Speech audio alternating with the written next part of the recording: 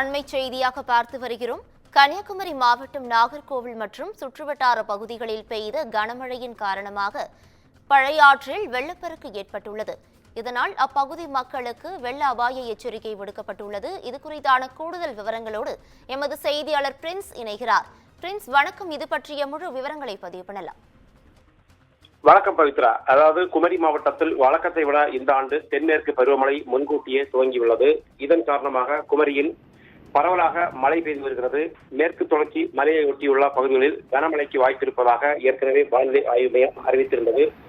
அதன்படி நேற்று முன்தினம் முதலே மாவட்டம் முழுவதும் பரவலாக மழை பெய்து வருகிறது.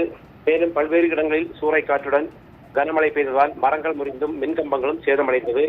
இந்த நிலையில் இன்று நாகர்கோவில் சுற்றுவட்டார பகுதிகளான செண்பகராமன்புதூர், அருமநல்லூர், தரிசனம் கோப்பு, இரசகுளம் மற்றும் அதன் சுற்றுவட்டார பகுதிகளில் பலத்த மழை பெய்தது. இதன் காரணமாக நாகர்கோவில் ஒழுகனாசேரி பகுதியில் உள்ள பழையாற்றில் வெள்ளப்பெருக்கும் ஏற்பட்டுள்ளது.